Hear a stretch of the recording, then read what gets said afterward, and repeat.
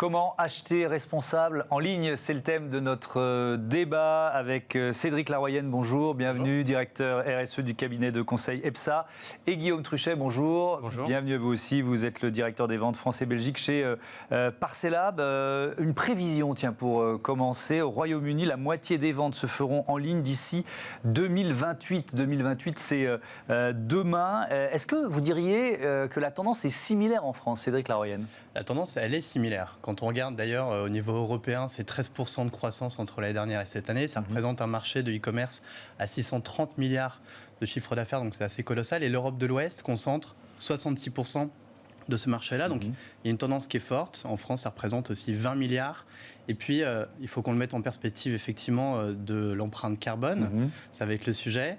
Et quand on regarde les 100 sites de e-commerce les plus visités l'année dernière, en France, on s'aperçoit que par mois, c'est l'équivalent de 530 allers-retours et tours du monde en voiture. Donc, c'est absolument colossal. Il y a beaucoup plus de 100 sites, mais l'étude portait sur ce nombre-là. Donc, il y a une empreinte écologique très forte avec une croissance de 13% qui est assez impressionnante. Oui, Guillaume Truchet, c'est vrai que c'est à la fois une bonne nouvelle, voilà, un secteur en croissance, et un enjeu écologique majeur, mondial. Ça nous dépasse. Ça nous dépasse, mais ça nous concerne en tant que consommateur, dans un premier temps, par rapport aux choix que l'on fait, et en tant que e-commerçant, justement par rapport aux solutions qui sont proposées à nos clients. Alors vous, Parcelab, vous êtes une plateforme, vous permettez aux entreprises de suivre les envois, d'automatiser les engagements, la communication client, pardon. Comment vous intervenez justement pour rendre vos clients plus sobres? Vous voyez ce que je veux dire? Alors, notre premier métier, c'est de rendre les clients des e-commerçants plus heureux. Et ensuite, évidemment, une fois ce moment important dans la vie d'un acheteur passé, c'est-à-dire l'acte d'achat, reste toute la partie jusqu'à la livraison et la réception du colis. Et c'est là où il y a, pour rebondir, beaucoup d'enjeux. Parce que l'empreinte écologique, effectivement, est très importante. Donc, les rendre plus sobres, si jamais c'était l'objectif, ça passe, selon mon point de vue, avant tout par de la communication et de l'information.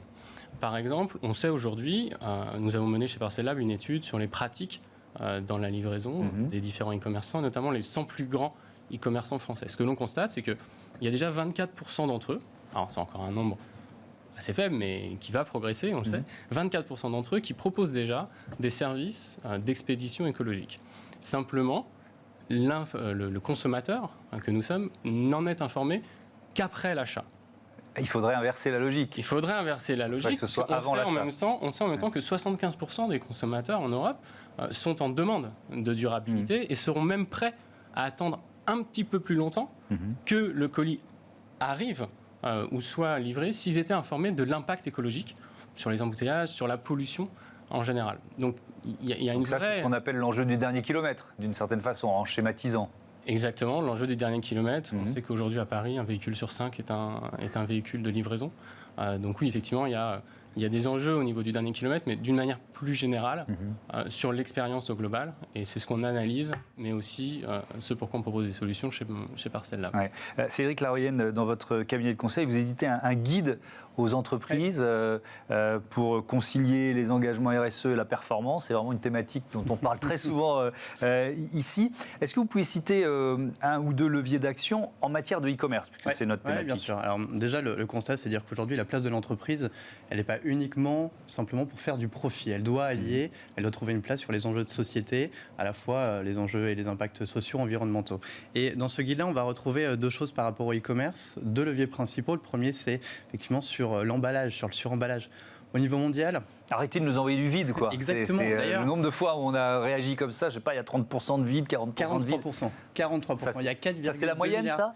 Exactement. Il y a 4,2 milliards de colis qui transitent chaque année dans le monde. Et donc, il y a l'équivalent de 2 milliards de colis qui sont totalement dans le vide. Donc là, on se rend compte qu'en termes de matière, etc., on est en train de perdre absolument le combat, entre guillemets. Donc, il faut réajuster ça. Et le deuxième, qui effectivement, sur le transport, on parlait du dernier kilomètre. On est dans une société où on est dans l'instantané. Donc, on veut une livraison ultra rapide. Donc aujourd'hui, effectivement, il y a des déplacements de plus en plus fréquents.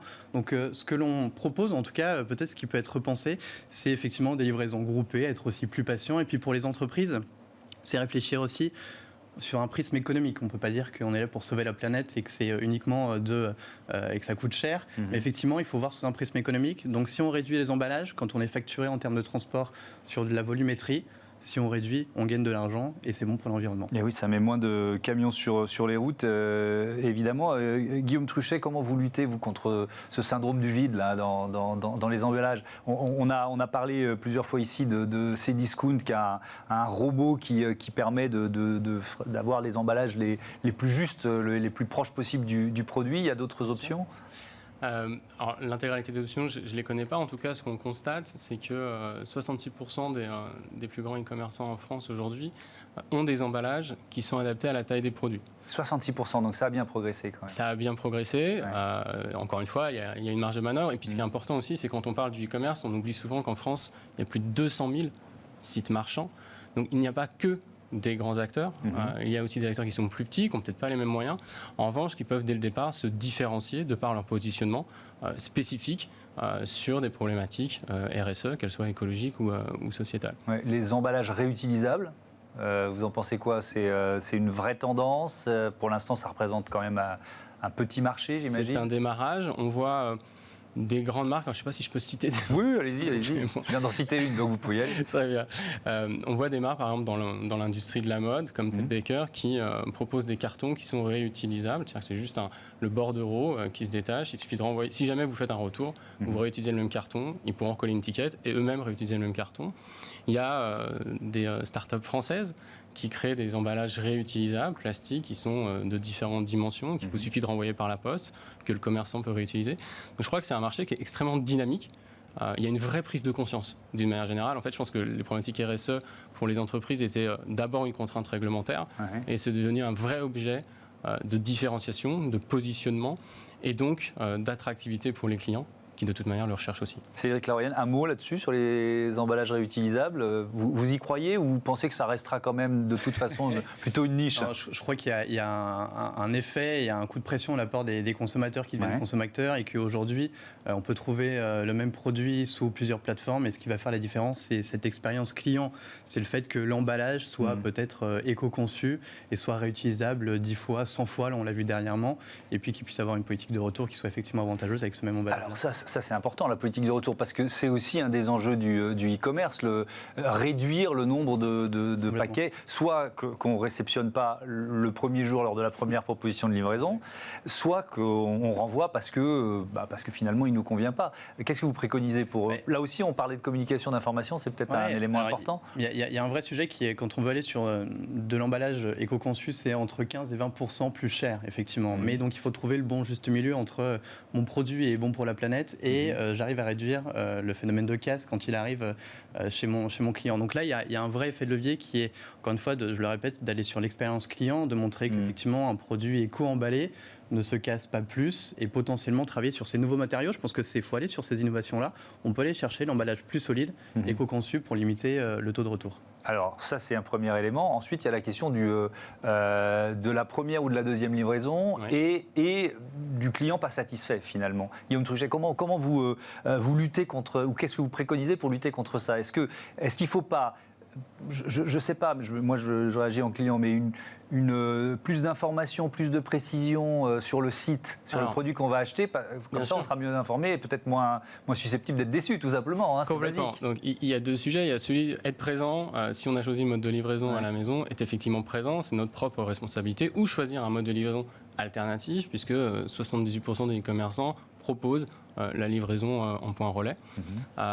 Et après, sur le sujet des retours, du côté des e-commerçants, une pratique qu'on voit beaucoup dans l'industrie de la mode, mais qu'on voit aussi dans celle de la beauté, c'est de proposer des simulateurs.